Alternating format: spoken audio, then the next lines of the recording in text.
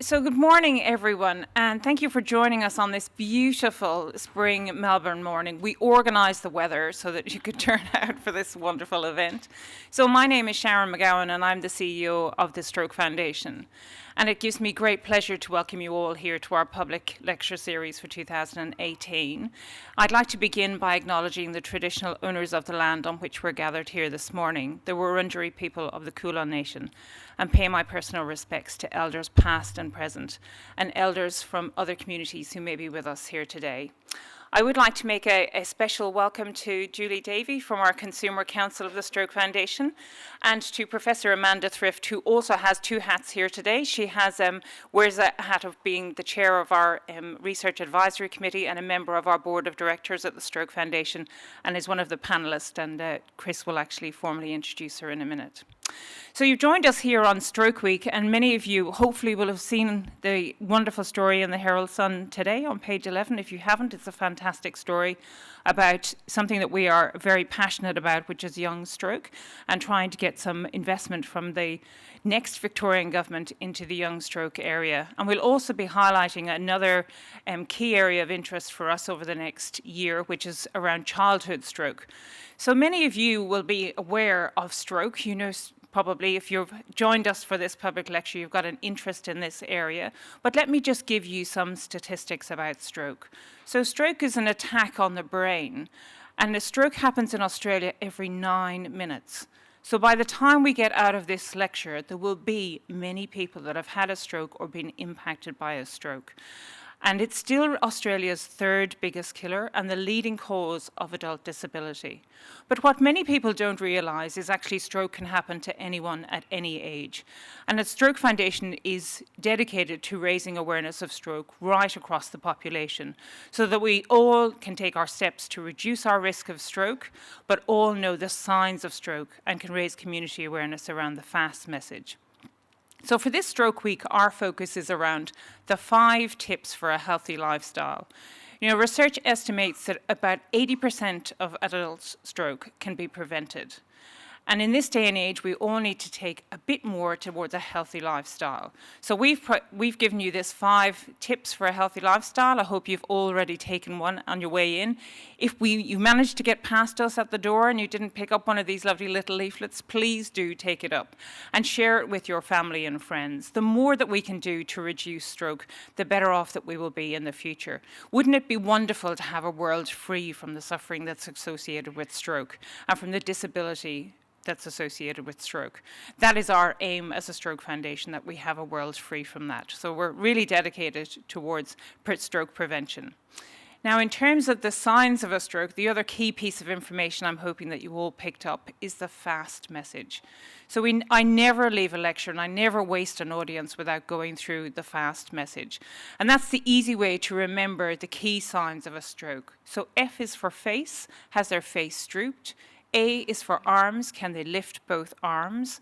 S is for speech, is their speech slurred, can they understand you? And T is time to call 000. Every stroke is a medical emergency, and I think we've had many of our stroke survivors and stroke ambassadors that are in the room will have known that they got to hospital because somebody in their family or a friend actually recognised the signs of stroke. We've actually got Felix in the room. Where is he? Felix over here. His wonderful wife actually recognised the signs of a stroke, and Felix was lucky enough to be treated by the newest and the only stroke ambulance in Australia. And he is a miracle, I would say, Felix, for somebody that had a major stroke and is fit and well and joining us here today. But that is because his wife actually recognised the signs of a stroke and picked up a phone to call an ambulance. So you're not here to listen to me today, you're actually here to listen to our wonderful panel.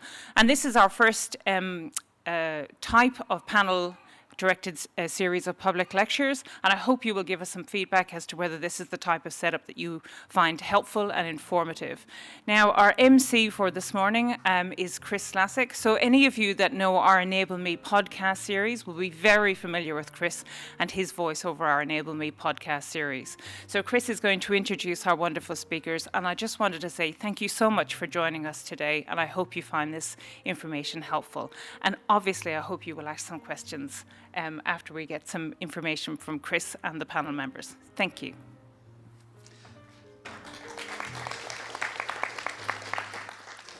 Thank you very much, Sharon. And I just want to repeat the thanks to everyone for coming along today.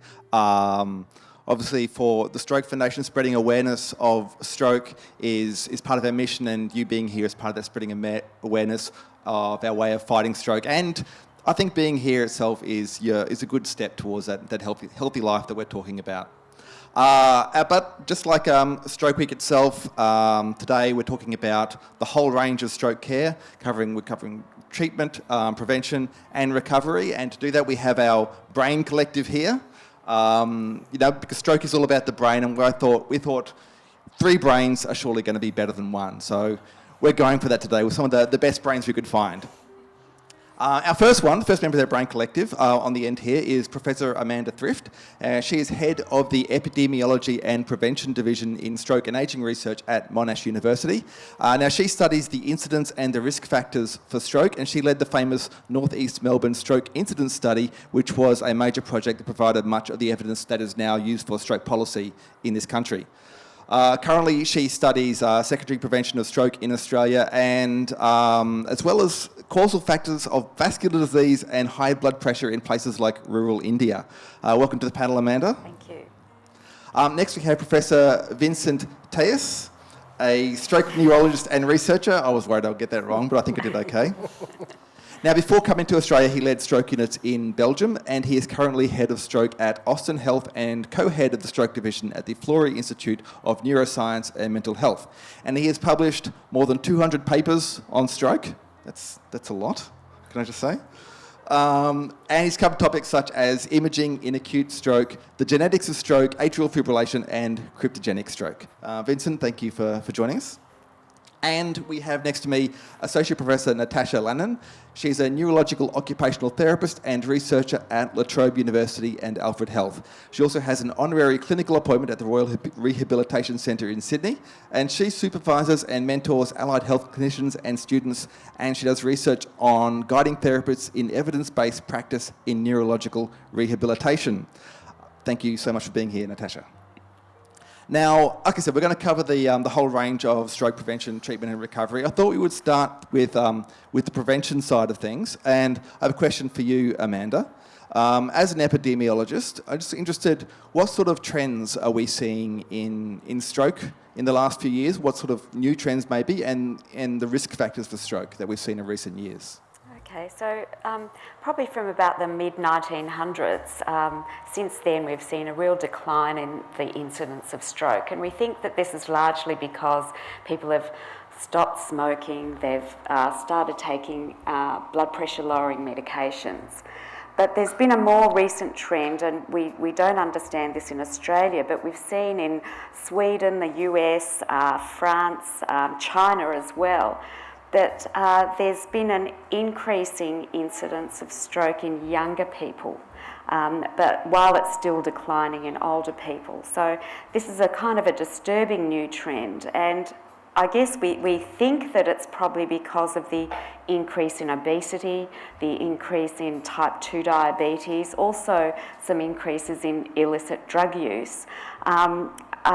But those are the kind of emerging trends we're seeing overseas. In Australia, we don't yet have evidence, and hopefully in the next few years we'll be able to see whether this is occurring or whether we've been able to prevent that from happening too.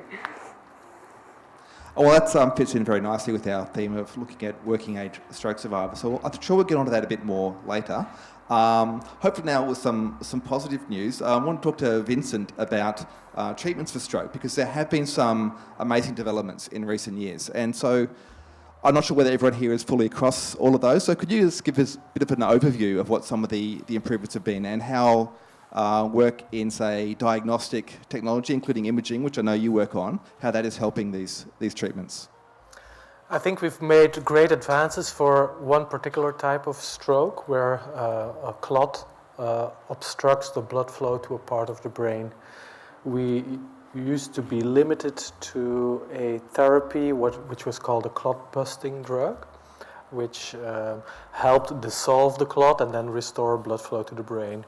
We knew that that was a very effective treatment, but it was unable to open big clots, or clots that were really too big and that the medication couldn't arrive in all areas of that clot. And so new technology was developed, and it took about 10, 15 years to do the clinical trials that translated into evidence. And how does it work? Well, instead of using medication to dissolve the clot, we now have smart technology that's inserted by a interventional neurologist or radiologist who goes to the place of the clot by doing sort of surgery, and then he can remove the clot and take it out of the body, and then the blood flow to the brain is restored. Now that has led to trials first saying, well, we can do this in the first hours after stroke, and approximately half of the patients made a very good recovery after their stroke compared to only 15% if they didn't get the treatment. So a major breakthrough. The second step then was to take, can we now use this later than 6 hours after onset? Very recent studies have shown that actually in a very highly selected group of patients, even treatment up to 24 hours can be beneficial. Again, with the same result, 50% of the people make a good outcome versus about 15% without that treatment. Now, that doesn't mean we can wait 24 hours. There is a law of diminishing returns. Only a highly selected group of patients will benefit at this very late stage of stroke. The message is still be as quickly as possible and treat as quickly as possible. So we rely more and more on technology to identify patients who will benefit from such an invasive therapy. And therefore, we use imaging to identify those patients. And we are now in the stage where we are able to implement those therapies in most hospitals across Victoria and hopefully soon across Australia. Great. Now, clearly, though, a lot of people are still having strokes and not getting this treatment to the extent they could, which brings us, I suppose, to the impact of stroke and the recovery from that. And I think the biggest thing we've learned in recent decades is about neuroplasticity, the brain's ability to rewire itself and recover from damage. Natasha, I'm wondering if you could tell us about the recovery side. How are we using this knowledge about the brain's ability to change and recover from damage in our stroke recovery and rehabilitation? I think one of the things to go back to, though, Chris, is that Australia hasn't changed its delivery of rehab and recovery since we found out about neuroplasticity. So, I guess we're really at the start of what is possible. And that's really because we do know that for some people, the brain has an ability to transfer those skills to other areas of the brain, as it were. And we can really use and tap into, as the book, The Brain That Changed Itself, tells us, we can tap into unused areas of the brain to start relearning to do things perhaps differently to how we did them before. But what I find really interesting or frustrating perhaps is that our Australian healthcare system really still delivers rehabilitation and recovery services to stroke survivors the same way we did 50 years ago before we knew about brain plasticity. We also, as trialists, as researchers, we probably haven't changed how we measure outcomes from stroke very much either in the area of rehab. And I think we're going to see quite a bit of change in that area as well. So the same way that Vincent's spoken about with the drugs and being able to target some people and really working on how can we identify the people who will respond best and get in early, I think we're going to see a change because of brain plasticity and our knowledge around neuroplasticity. We're going to see a change in how rehab should be structured and delivered. Hopefully we're going to see it happening earlier. Because we do know that neuroplasticity has this sensitive window that happens earlier after stroke. The frustrating thing for us, though, at the moment is we don't know how long that window lasts for. We haven't answered that question in research yet. So I think we'll see that type of research study happening, tracking patients very early after stroke and doing quite a lot of scanning so that we can see how long that brain plasticity and neuroplasticity lasts for. But I also think we are going to have to probably take on the public health system or the health delivery system a little bit and really start rethinking how we deliver services, because neuroplasticity tells us that our brain can change itself in response to what we do. So we probably want to make sure that our rehab system looks like it's, if you like, pushing people to do as much as they can.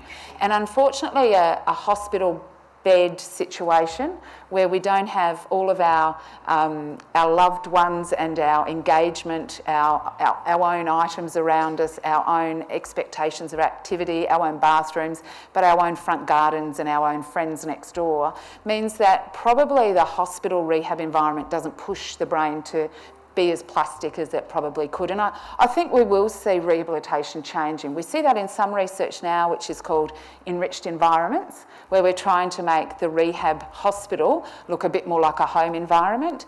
But I think we will see hospital or healthcare services moving to more of a home-based rehab, because we know that that's going to challenge people's brains to become a little bit more plastic than perhaps a hospital environment where they can sit in a hospital bed. So I think we're at the beginning of what neuroplasticity probably means for us in rehabilitation and recovery. We need a bit more research to find out the optimum timing and how long we can push for. I think acute care has probably answered that in some areas better than others, but I think rehab's got a way to go yet. And I think that once we have those answers, we'll really have to start pushing for a bit of a change in how Australian rehab is delivered, to be honest, yeah. Okay, well that nicely segues into the next question I was going to ask, which is about how well we are caring for stroke in Australia. I do want to open this up to the panel, but I suppose on this notion of you talking about where we can do better, is there anything where you think that we do very well in Australia at the moment in the rehab space? I think actually at the end of the day, the rehab clinicians, our evidence, unlike in acute care perhaps where it has changed a bit in recent years and there are different drugs that we can give, and the rehab evidence is quite well known, and our Stroke Foundation guidelines have really meant that we've got a very savvy rehab clinician group. So our physios, occupational therapists, speech pathologists, dietitians, rehab physicians, rehab nurses really do know what best evidence is, and I think that is something to be really proud of here in Australia. I think though that the next step for doing that is really looking at how we resource rehab, because at the moment our delivery mode means that I guess we're used to seeing rehab delivered one-on-one, or we're used to seeing somebody sitting and waiting for someone to come. And I think we're going to have to change that, because our research is suggesting that we need to give a much bigger dose, like a drug, of walking practice, of arm retraining, of thinking and memory activities, of speech and language practice. And if there's only 24 hours in the day and you need to have a good 8 to 10 hours of that sleeping, it does mean that we are going to have to start thinking about how we deliver services a bit differently. And I think that will be a big change. But the bit we are doing well is I do think our rehab stroke guidelines have really meant that we've got a very savvy Australian rehab clinical service delivery group. Fantastic. And Vincent, what do you think of that for the acute phase of stroke care? What are we doing well and what can we do better? I think we're great at developing new therapies. I think we have done the research. I think a lot of the research that has changed how we treat stroke across the world originates from Australia. So that's really fantastic to be able to work in that environment. I think, however, Australia has unique challenges due to its size. In order to implement the therapies that we have available that are proven, we cannot deliver that to every postcode in Australia. I think that's the biggest hurdle we have at the moment. If you live in certain parts of Australia, even though the evidence is there is no implementation at all. And there are many different reasons for that, but actually, I think it's one of the biggest challenges, probably similar to prevention. We know what we have to do, we just don't do it very well in many respects, or we can at least do better. Secondly, and I think I echo there, our hospital systems, they're made for an average of all diseases, and all that doesn't fit for stroke very well. Look at the stroke ambulance, that's really a tailored hospital system for one disease.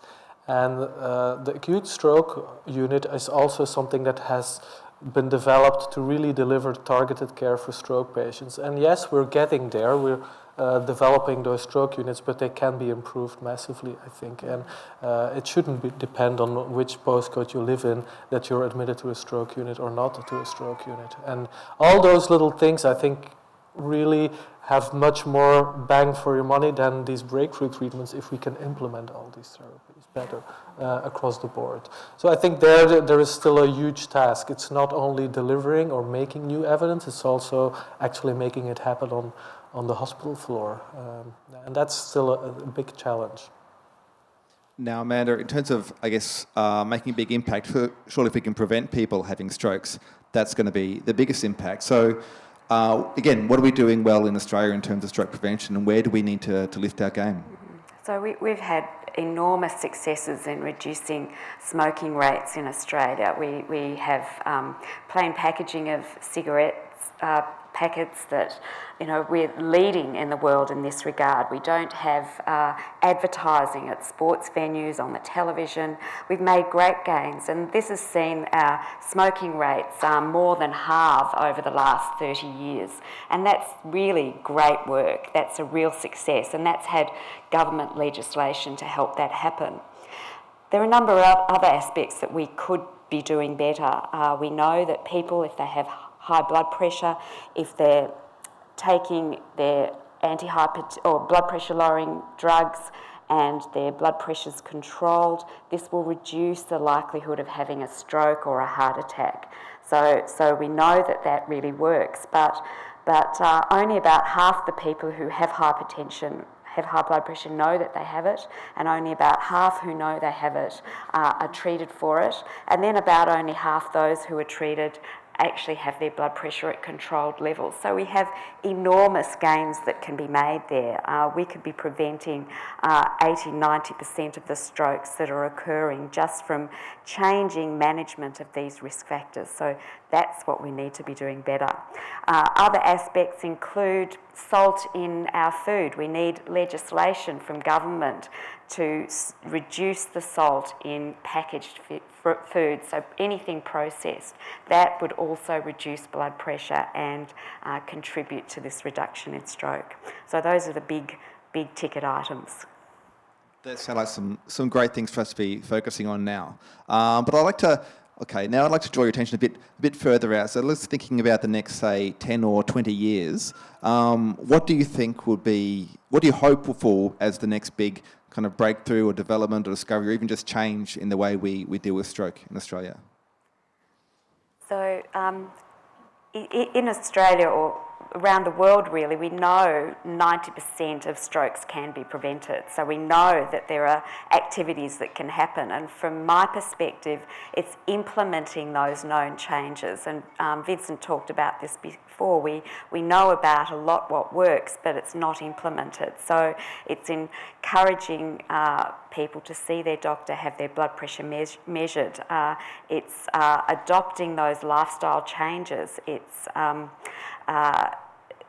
getting the food industry to reduce the salt in these processed foods. Those to me are the big ticket items to prevent strokes. And do you think that in coming years we will be able to make those big reductions in stroke numbers? Are you optimistic that we're going to be able to do it? Well, I think we've seen enormous declines over the last 50 years already. So there's no evidence yet that those declines are really tailoring off. We still can make those improvements. And if you think back to the 1950s, in those days, the way that you would 1940s really. I think of Roosevelt as the president of the United States. He had really very high blood pressure, and the way for treatment in those days was to have a rice diet. And we know these days that rice actually has no impact on that. But very soon after that very important meeting in Yalta, he died of a massive intracerebral hemorrhage. So if he'd had his blood pressure controlled, we might have been able to prevent that. And that's the same. There are a lot of stories like that. Great. Now, Vincent, I guess same question to you. What do you see in the next 10 or 20 years what do you hope for as the next big development in stroke? I think we're still at the early stages of this new therapy that I mentioned. We'll see big developments in technology, targeting smaller and smaller vessels. More evidence will have to be delivered for that, but I have good hope that we'll be able to open up many more blood vessels than we're used to. And that also in a safer way. We're also looking at new drugs, that clot busters that might work better and safer. So that's the current therapy, just expanding that. Secondly, we want to be able to protect the brain while it's having this insult. So instead of restoring the blood flow, also protecting the brain cells from the ongoing blood loss that they are experiencing. That has been research in the past, but I think there might be a resurgence there now that we know that we can open the blood vessel, while at the same time maybe we can now rethink all those strategies we used in the past, we tested in the past. And thirdly, I think the biggest challenge for me, and I hope that's why I collaborate with people that work in the recovery and rehab space, is we have a big challenge in people with that already have sustained damage to their brain. How can we really use the body's strategies to repair itself? How can we understand that better and then identify a way to change that system, be it with a drug, be it with adaptive therapy, be it with electrical stimulation, or stem cells? We just need to understand the mechanisms that make some person have a very good recovery and another person doesn't have a good recovery. Why is that? What are these differences? And there we really need to go back to the drawing board and identify those mechanisms. And then we can, and I hope in 10, 20 years that we'll have something for people that already have the brain damage from a stroke, and a drug that can influence that.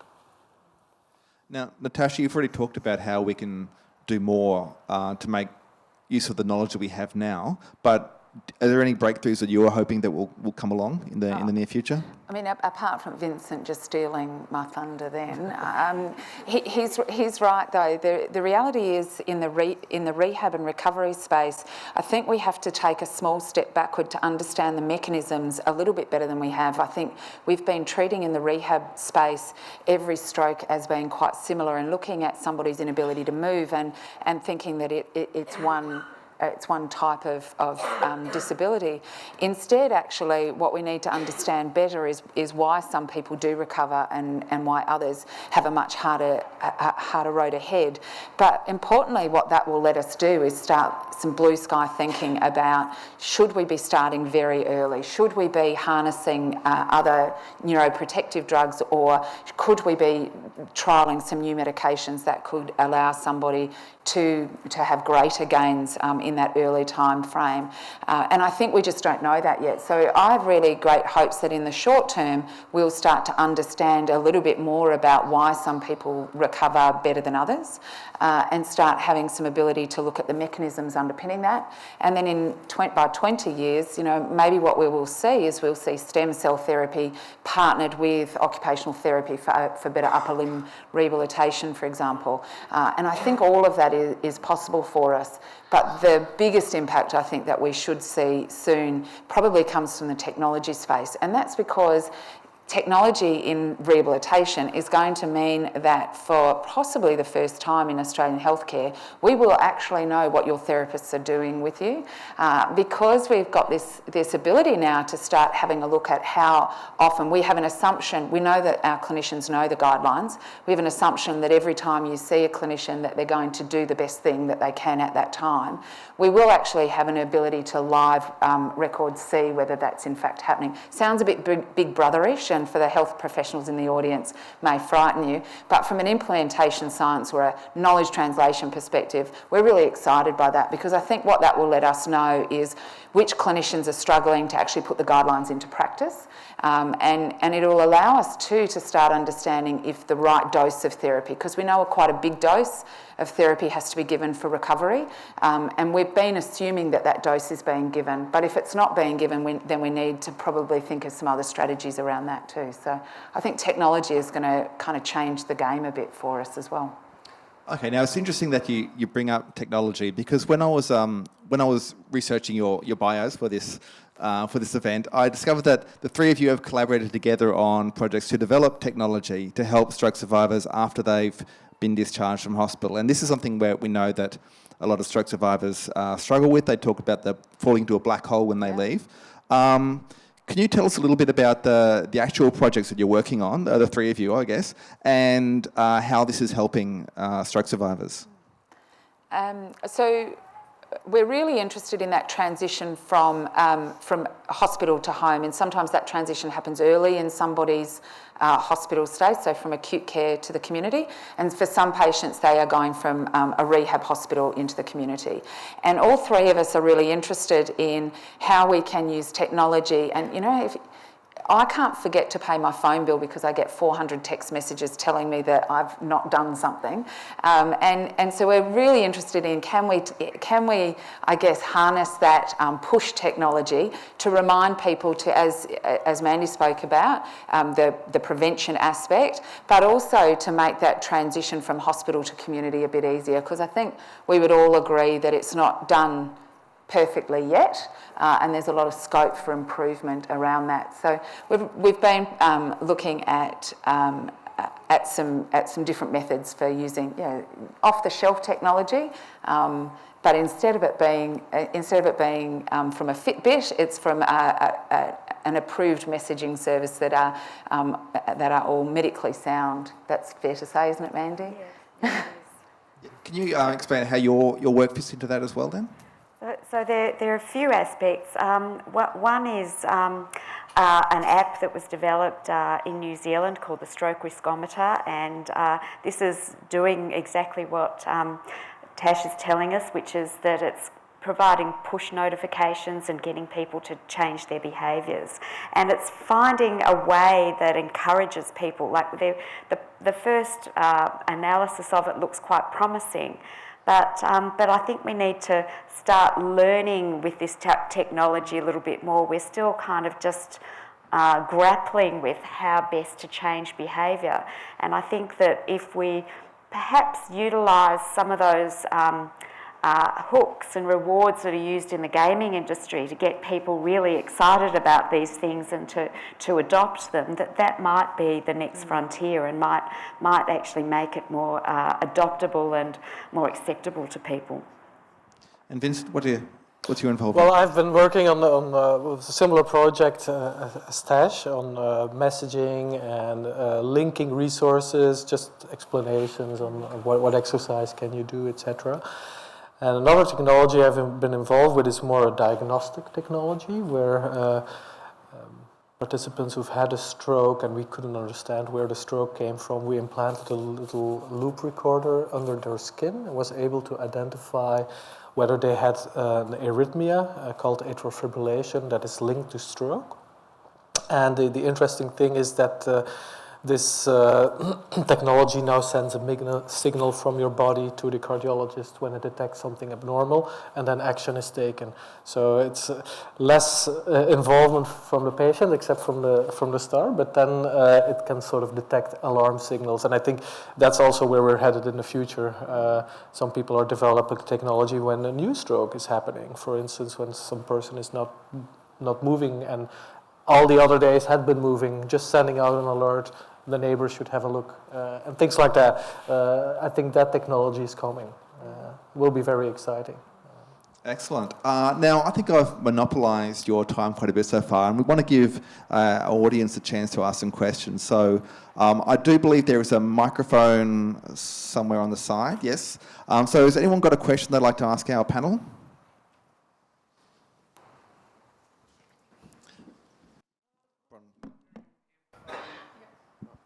I'm just wondering if a stroke is the same as an aneurysm. Does it happen all the same way? And because it's very similar, isn't it? When you have an aneurysm, you've still got you wonder why it happened. What did you do wrong in life for that to happen? Yeah, so is it the same sort of thing, or? Well, an aneurysm is a sort of outpouching of an artery, a little balloon that develops in an artery. And when it bursts, then it can lead to the similar symptoms as a stroke and can lead to brain damage similar to a stroke. The risk factors are a little bit different. Smoking has been closely linked, and high blood pressure, but diabetes is, for instance, not as important, and obesity probably not as important. It also occurs typically at a younger age, and it more often occurs in families. So it's a little bit different, but the consequences in the long term, they destroy part of the brain, and then can lead to the similar symptoms that we see in other stroke patients. So it is an aneurysm that has bled is actually part of the stroke family. Amanda, I believe it's something that you've studied as well. I have little to add to what Vincent has said, except that the risk factors are different. As Vincent said, smoking is a very important risk factor, and genetics as well. But so it's reducing smoking, and those are the kind of messages that we need to get out. Great. Now, I think we had another question up here. Yep. Just like your opinion on the changing levels of blood pressure recommended by the American Heart Foundation. The last couple of weeks, they're now saying that a blood pressure of 130/80 is hypertensive, which means that in America there are 30 million people who are now going to have hypertension. Now, if they treat those people, and they also state no age restriction, so 85-year-old ladies still get the same treatment, what disasters are looming with doing that? Amanda? Well, I think it's always difficult to have a number that we say is a diagnosis for a particular condition. With blood pressure levels, it's really a continuum, and the higher your blood pressure, the more at risk you are, and lower blood pressure is more ideal. I agree with you that changing this particular cutoff is perhaps the wrong move. I certainly hope that that's not going to happen in Australia. I think having a target level, though, of the 140/90 gives us a goal that we can try to achieve, and we can achieve it in a lot of people, still not in everyone. I certainly hear your concerns about those changes. Okay, next question. I've got a couple of quick ones. I'm not sure if you spoke in the beginning about diet and types of exercises, and also what are the symptoms of actually having a stroke, because Mum had one and it was apparently a trans-ischemic stroke, and her only symptoms were, luckily my brother was there and her words were jumbled, or she couldn't get the words out, and she didn't have a clot in the brain. She had all the scans, all the body, but very high blood pressure of, in the end, being in hospital on a hot day and no water, it was 240. Is there residual damage or anything, or she seems all right? This one for you, Vincent, I think. Well, the signs and symptoms of stroke are very variable. We tried to make a simple message, which is the FAST message, which captures about 80% of the stroke. So 20% of the strokes are a little bit different. The important thing is when symptoms happen very suddenly, they're abrupt onset, and they affect part of the brain, you always have to think it could be a stroke. So if your language is affected or you start jumbling your words and it happens suddenly, it's not something that has been happening for weeks, then it's probably a stroke and it needs to be treated as such. Now, to simplify the message, face, arm, speech test, you just ask the patient to repeat the sentence. If they can't do it, they are having a stroke, or they've had a stroke that luckily resolved, and that's what we call a transient ischemic attack. Now, if you do detailed testing, you might find in some of these patients that there is a little bit of damage, but it's not as pronounced as a stroke, where the symptoms are usually permanent or at least stay for a few days. Now, the types of exercise, I think any form of exercise is good in terms of preventing stroke. It's part of adopting a healthy lifestyle. Some societies have recommendations about doing 3 times a week, 30 minutes, but really making exercise part of your daily menu of things that you have to do is very healthy. In what way or form? Do you agree? Yeah, I think we're also finding, and we can borrow from some of our ageing literature in this area, that as we grow older, exercise has to be part of your everyday activities. So we do know that even some simple things like not sitting down to watch the news and standing up can actually change things as well. So trying not to sit down for most of the day is in and of itself really beneficial. There's quite a lot of work with older Australians that shows that resolutely making sure you get your mail delivered to a front mailbox rather than to your door, or making sure that you're responsible for putting your rubbish bins out, keeps people active for longer. And they seem like such simple everyday activities, but embedding that activity into your everyday is really important. If you do drive to the shops, parking in the furthest car park away from the shops, and they seem like such silly, simple messages, but it makes such a difference to keep Australians active as long as possible as they age. So Vincent's right, there's certainly exercise guidelines that are put out, but what we want to see is every Australian doing at least 30 minutes of exercise at least 3 times a week. And is there any specific guidelines around diet and what people should be eating? So yes, you're looking at me. So yes, there are, and I guess the big ticket items are reducing salt intake. There's also reducing high-fat foods, because that will contribute to cholesterol, which is also a risk factor for stroke. So certainly eating lots of fruit and vegetables, and if we look at the statistics from the Australian Institute of Health and Welfare, which have been brought about by the results from the National Health Survey, we find that only 5% of people are eating the recommended 5 servings of vegetables a day. Only 5%. So that's 1 in 20. So that's hardly anyone is achieving those. And the difficulty is in some regions, particularly rural and remote Australia, vegetables are very expensive. So there are some regions where perhaps we need to subsidise those kind of things. But for the majority of people in the cities, they're very accessible, and it's very simple to be eating 5 serves. A serve's only about that big, so 5 serves isn't very much. Great. Sporting bodies are very much more conscious of the dangers of concussion. To what extent has research found a link between repeated concussion and the potential for stroke? I'm not sure whose question this one is. Probably Vincent. I think that the evidence is very weak at the moment, that is a cause of stroke. What we sometimes see in stroke patients is a condition called a dissection that has been related to trauma. What happens is, due to, for instance, a car accident, your head is moved back and forth, and the arteries get damaged. There is a tear in the artery, and that can lead to a stroke.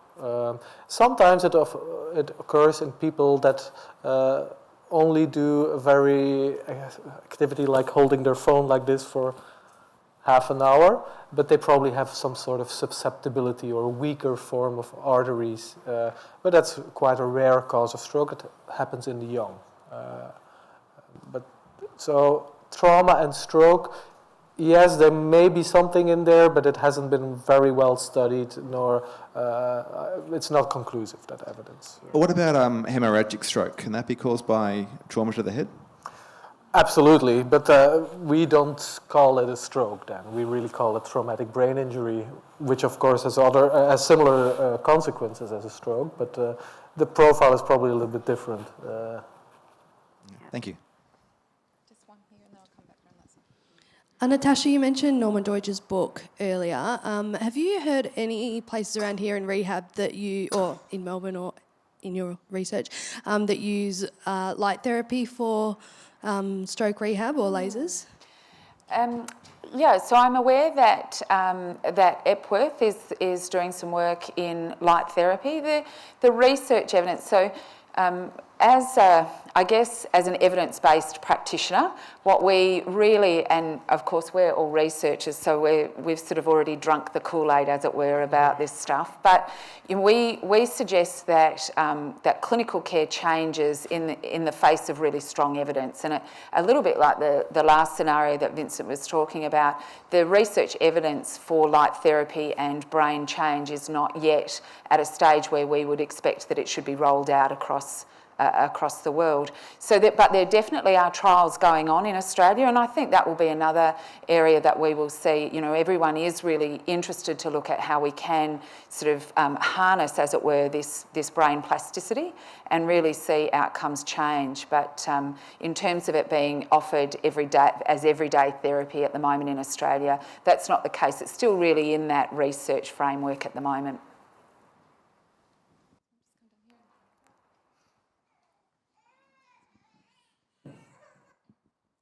Okay, I was just wanting to know how much research has there been done with seizures and stroke? Paul had his massive stroke and lost 2/3 of the left side of his brain. Has there been any research done with the type of stroke that might precipitate seizures or not? Or Yes, how often does it happen to stroke victims? Well, I think that's a very important question and focus of research. I think we've had a breakthrough in the past year where people from all across the world have put their data together to identify people that are particularly high risk of having seizures after they've had a stroke. So in the past there were a lot of conjectures, or it could be this type of stroke or it could be that, but now we actually have a tool that is able to predict quite well what the risk is that people will have seizures in the future that are initially having a stroke. Why is that important? Well, now we might think about preventing seizures. And actually, researchers here from the Alfred are launching a study in the next month or so where we'll try a drug to prevent seizures. So it's a drug you give for 3 months and then you stop. And then we measure at 1 year how many people have developed seizures. And we hope that with this drug, we can reduce that. So I know it's a very disabling consequence of a stroke, and probably in the hospital, nobody ever told you about it in the beginning that this could happen. Because it only affects a minority of stroke patients, but when it happens, it has major life-changing consequences for everybody in the family, obviously. You want to add something to that, Amanda? No, I think you've covered it beautifully. Thank you. Could you tell me the difference between, is there any difference between symptoms for a child? Or when, sort of we talk about fast, but what age do I'm not going to sort of think that the 12-year-old's I'm not going to look for fast in a 12-year-old.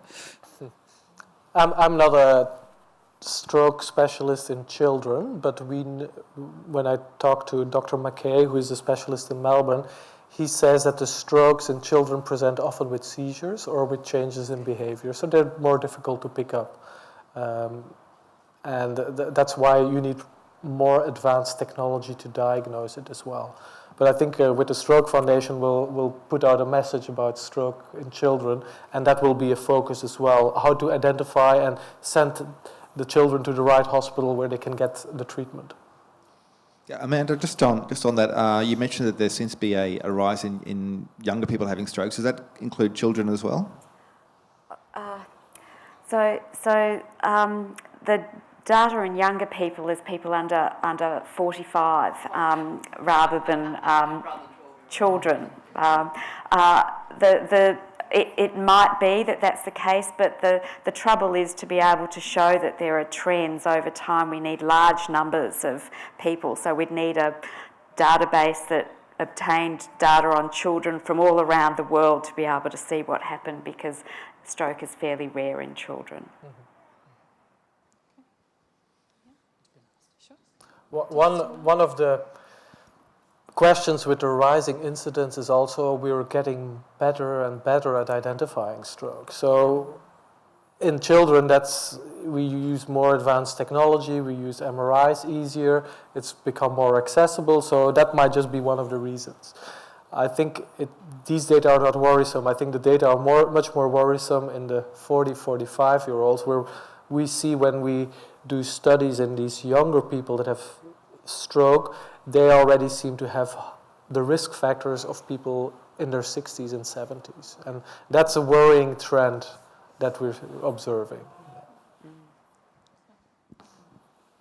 I just wondered what the present state was of research into cholesterol-caused strokes in the brain and the operations in the carotid artery and the fact you might get flakes of cholesterol going into the brain and causing a stroke. I just wondered if there'd been anybody researching that and improving it. Thanks. Okay. So we were surprised in the past because with high blood pressure, it's very clear, the higher blood pressure, the higher the risk of stroke is. With cholesterol, actually, it seemed to be quite flat. So it didn't seem to matter. You were not at high risk of stroke, whether you had high or low cholesterol. But then drugs were identified that reduced the levels of cholesterol. And as a good side effects of those, they not only prevented heart attacks, but then also strokes. And then studies were done to look at people that had relatively normal cholesterol, and we gave them the same drugs, and they also seemed to benefit, and with a reduction in stroke rates. So we think there is a link. We don't know how exactly it works, but lowering cholesterol levels seems to reduce the risk of stroke, especially once you've had a stroke. It's much less clear when you don't have any risk factor, you probably don't need to be on these medications. But once you've had a heart attack or a stroke, then it's clear that you benefit from those. In terms of carotid artery surgery, it's very important to treat this when people have had symptoms, like a TIA, a short lasting attack of speech problems or weakness or facial droop. And you identify a blockage, then we operate and we remove the cholesterol, plaque, and atherosclerosis. Whether we need to screen everybody in the population and then treat those that have a narrowing, that's much more debated in the scientific world. Because actually you need to do lots of surgeries to prevent one stroke. And it's probably better just to treat those patients' risk factors and make sure they adopt a healthy lifestyle, etc. Then you will have much more benefit for society than screening and getting everybody in for a screen of their neck vessels. Do you agree with that? Yeah, no, I absolutely agree. And the other thing about the cholesterol-lowering drugs is that they have other effects other than just lowering cholesterol, and that's the mechanism that we think might be working to reduce people's risk of stroke in people taking those cholesterol-lowering drugs. Great. Now, I have another question over here, I think. Hi, how you going? Lovely lecture. My son, after he was born, he stopped breathing and had brain damage, which was called a stroke. He ended up with cerebral palsy, which a lot of children do have, which are called strokes. The question I want to know is, he's now 35, and there's been a lot of research done on Botox for people who have strokes can't move their hands, etc. How successful is Botox? Botox is actually very successful at reducing spasticity, so the muscle spasms. But what goes along with the position that an arm or a foot might be left in is often muscle contracture. And Botox doesn't address the contracture, it just addresses the muscle spasming. In terms of young adults with cerebral palsy or stroke, Botox has been able to show that we can make it easier to open a hand or make it easier to get a foot into a shoe or an orthosis. But what it hasn't been able to change is how well somebody can move their hand or how well someone can walk. So long as you keep your expectations at a certain level, Botox is very effective. But if we want it to sort of be the cure-all, then we have to look at Botox being used in conjunction with other therapies casting, movement training, quite specific exercises. And then, of course, we know from our other rehab research that movement training, for example, seems to be more beneficial in some stroke survivors than it is others. And we're not really sure who responds well yet to it, but of course we give a big dose of it to everybody, or we try and give a big dose of it to everyone who can't move well.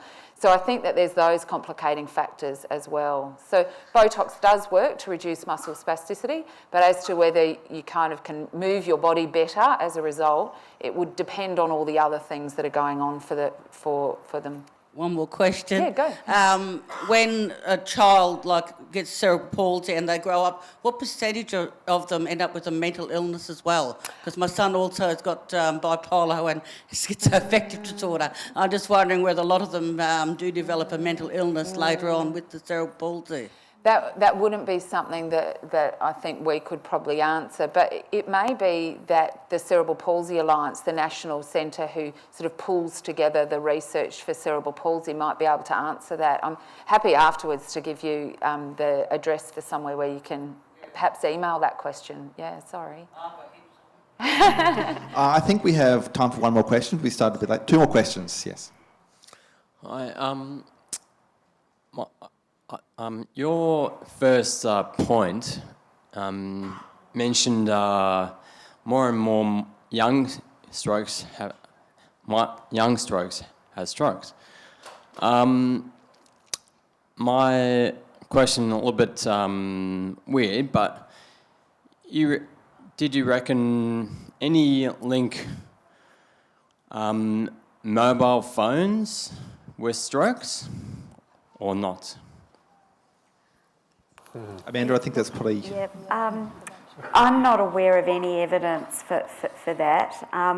The evidence is really more around illicit drug use and obesity and type 2 diabetes. But I haven't heard of any evidence related to mobile phones. It doesn't mean it's not there. It just means that there's no evidence yet. Okay, and the final question. Thanks, guys, for your presentations. It's been great. I guess my question's probably primarily to Natasha. I'm sort of thinking from a stroke survivor point of view in relation to how you discussed the current variation in provision of rehab. And you posited that perhaps it might be more effective done in the home. One of the issues that I have, I guess, with that and wondering whether there's been research or there is research happening is around the role of social connectedness between survivors and between people within rehab, which is actually speaking to other young survivors, and even though I'm 55, but other younger survivors, that the connectedness is a very important part of stroke recovery because it does make you feel like you're not alone. Is there a way of achieving that other than or within that home setting, a sort of face-to-face rather than electronic social connectedness? Yeah, you're quite right. We were just having a look at some social connectedness data for our young stroke study this morning. So I completely understand. I don't think that we will see the health service go away completely from an inpatient period of time. One of the things that stroke rehabilitation clinicians talk about too is the importance of helping teach the stroke survivor how to do rehab, and that there's an element of an intensity and an importance of passing on our knowledge to the stroke survivor before they go out into the community. I think, though, what we are likely to start seeing is a model of rehab that looks quite different. And we've seen it in brain injury in the US, and there what we see, they call it segmented rehab in the US, where we see younger brain injury survivors, people who have jobs, being kind of put together in more of a cluster housing model around a gym where everyone comes to work for a period of time, and then going home where they come in as an outpatient for some elements of that rehab, but spending a lot of the time in the community. And part of that transition process, I think we don't do that well enough yet in stroke, and I think we have this idea that rehab can only be delivered in a hospital, and we front-end load rehab, which is not really how rehab should be. Rehab is, as you would know, as a stroke survivor, is lifelong, and so what we need to be able to do is enable people with the right information and the right rehab at the right time. We think some of the rehab we're giving now is too late, and it should probably be at the same time that Vincent's working with the patients in acute care, and we think some of it stops too early. We've got evidence from some monkey trials that some stroke surviving monkeys didn't actually start to move their arms again until well after 3 months of everyday practice. So if that's the case, then our current model of delivering rehab in just this block is probably not quite there yet, but we need more research to understand why. So I think you're right. I think this idea that we would go from acute hospital and then straight into the community by yourself would lose that gain that our stroke survivor community does tell us happens. Yeah. Fantastic. Thank you very much, and thank you all for your questions. You've really helped us to dig into what's going on in stroke research and stroke care, and what we can expect in the future. Sharon, would you like to say some words? Yes, I just wanted to say, could you please all join me in thanking our wonderful panellists and MC for the morning.